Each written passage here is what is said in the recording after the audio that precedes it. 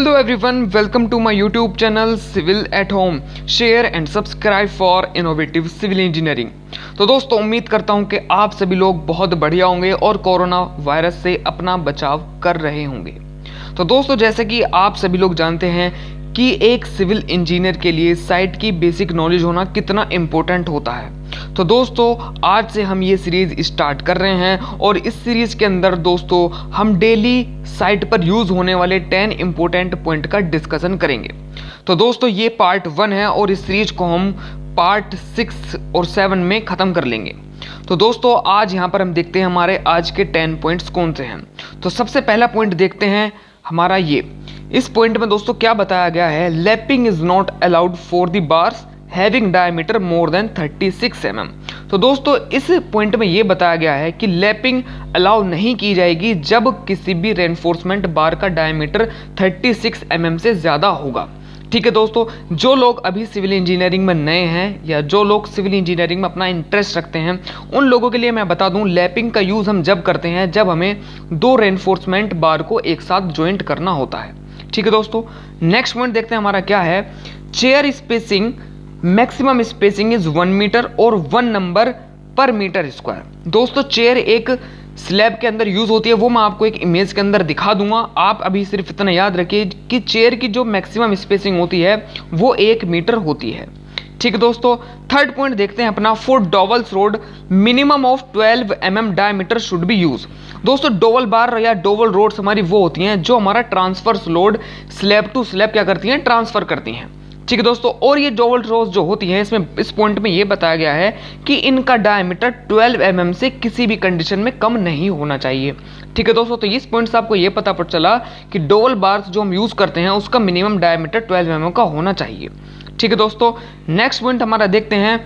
Chairs minimum of 12 mm diameter bars to be use. यहाँ पर दोस्तों ये बताया कि जो हम चेयर में जो यूज करेंगे बार उसका भी डायमीटर 12 mm से कम नहीं होना चाहिए। मिनिमम 12 mm डायमीटर का बार तो आपको लेना ही है। नेक्स्ट पॉइंट देखते हैं हमारा पॉइंट 5। लॉन्गिट्यूडनल रेनफोर्समेंट नॉट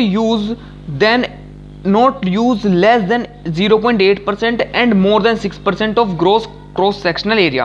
दोस्तों जो भी हमारा एक क्रॉस सेक्शनल एरिया होता है उसके अंदर दोस्तों लॉन्गिट्यूडनल जो हमारी रेनफोर्स होती हैं वो 0.8% और मोर देन 6% नहीं होनी चाहिए। ये दोस्तों जब मैं आपको एक पिक्चर के अंदर कॉलम का एक क्रॉस सेक्शन दिखाऊंगा तो वहां पर आपको बहुत ईजिली समझ में आ जाएगा इस पॉइंट का क्या मतलब होता है। ठीक है दोस्तों, अब देखते हैं यहाँ पर minimum bars for square column, minimum number of bars for square column is 4 और सर्कुलर बार के लिए जो सर्कुलर कॉलम होती है उसके लिए 6 नंबर होने चाहिए। मतलब दोस्तों इस पॉइंट में क्या बताया गया है, जो हमारे पास सर्कुलर और रेक्टेंगुलर या फिर जो स्क्वायर कॉलम होती हैं उनके अंदर मिनिमम हमें 4 रेनफोर्स लॉन्गिट्यूडनल बार रखनी है और जो हमारे पास सर्कुलर कॉलम होती है उसके अंदर मिनिमम 6 नंबर ऑफ बार्स हमें यूज करने ही हैं। ठीक है दोस्तों, इस पॉइंट में ये क्लियर हुआ।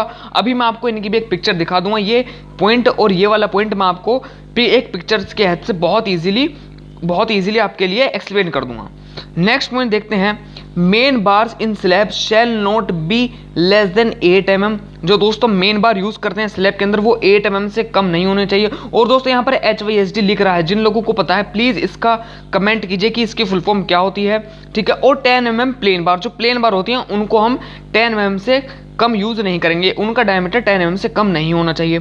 इस पॉइंट को दोस्तों ब्रीफली एक्सप्लेन कर देता हूँ। उसका मतलब ये है कि जो भी हमारी स्लैब के अंदर हम मेन बार यूज करते हैं उसका डायमीटर 8 mm से कम नहीं होना चाहिए और जो प्लेन बार यूज करते हैं उनका डायमीटर 8 mm से कम नहीं होना चाहिए। आइए हमारा नेक्स्ट पॉइंट देखते हैं। Minimum thickness of slab is 125 mm। दोस्तों बहुत ही इंपॉर्टेंट पॉइंट है।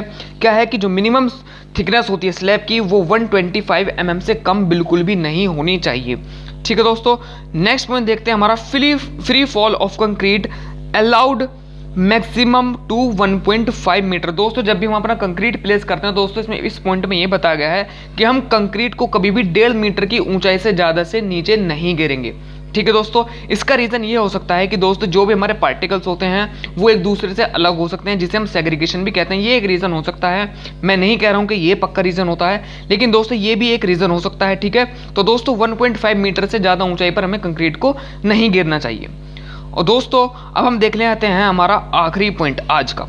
तो दोस्तों ये आखिरी 10 पॉइंट क्या कहता है, water absorption of BRICS should not be more than 15%। दोस्तों जो हमारा ओरिजिनल वेट होता है किसका, ईंट का, तो उसमें जो हम अगर उसको 24 आवर के लिए अगर हम 24 आवर के लिए पानी में डुबो रखें तो दोस्तों उसका टोटल वेट 50% से ज़्यादा नहीं इंक्रीज होना चाहिए। ये इसका सिंपली मतलब होता है। तो दोस्तों उम्मीद करता हूँ ये आपको 10 पॉइंट अच्छे लगे होंगे, समझ में आए होंगे। अभी आपको पिक्चर दिखाना बाकी है चेयर का, और जो मैंने आपको ये बताया तो लॉन्गिट्यूडनल रेनफोर्समेंट बार्स होती हैं वो 0.8% से कम और 86% से ज़्यादा नहीं होनी चाहिए ग्रोस सेक्शनल एरिया से। और एक ये पॉइंट है हमारा minimum number of bars in column and square column, ये पॉइंट रहेंगे।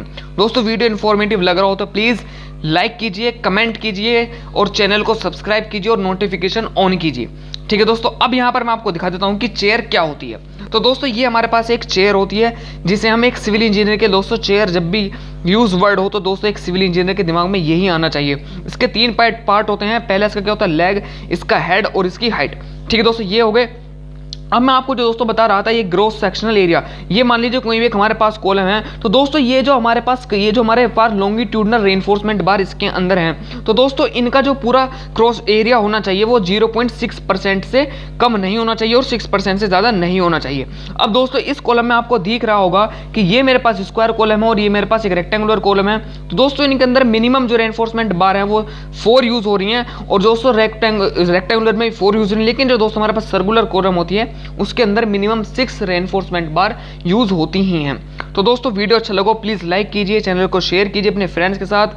Thank you for watching guys.